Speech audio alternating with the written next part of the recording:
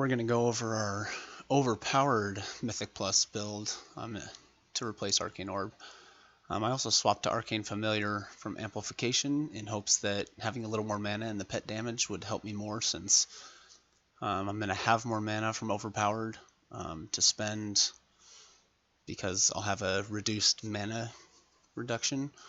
As far as my gear, it's been the same as most of my other videos. I'm running a Nod thumb ring, but Ronin's and the chest, which I'm running, won't do any help for the AoE damage that I'll be dealing.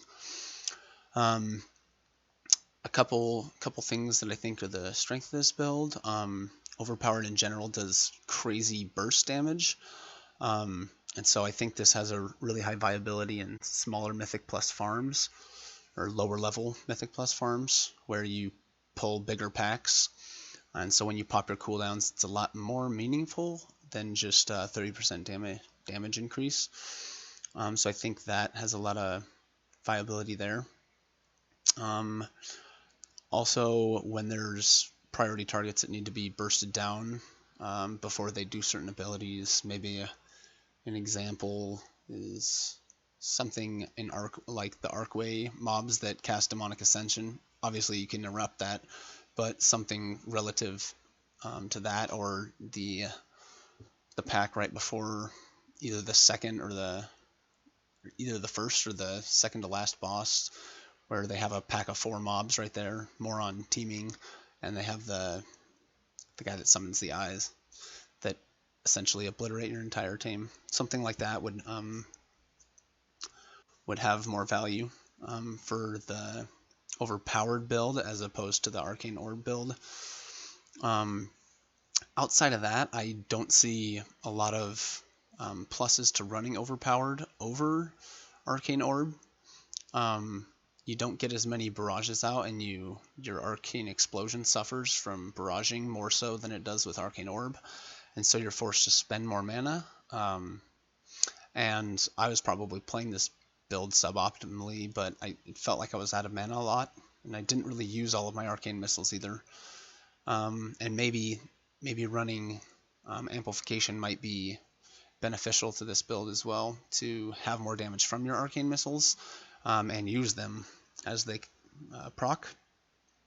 And similarly to the Arcane Orb builds, you're gonna definitely love the Shard of the Exodar here, as you do in every Mythic Plus with almost any spec.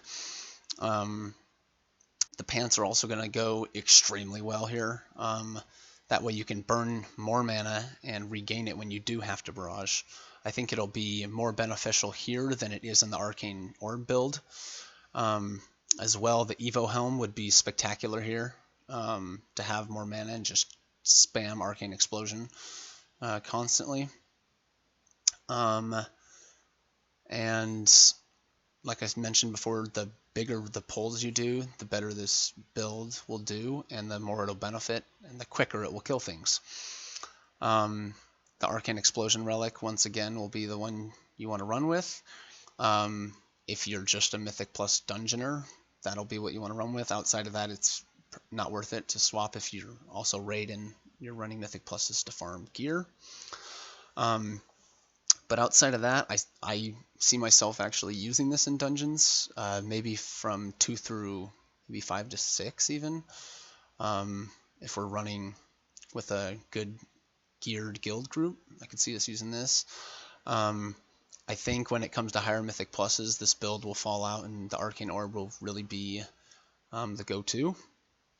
And because of that, I'm not so sure this will be a mainstream thing that's used. But it is fun to do all of that burst damage. And as well, any on-use stuff will always work better with Overpowered than anything else.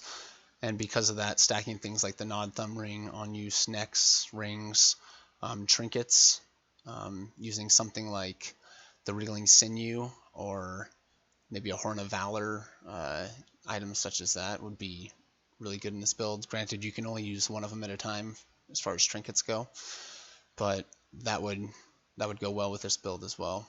Not to mention the Cephas' Secret. If you can constantly proc haste every 30 seconds and get your rotation through quicker. I think that would also benefit, especially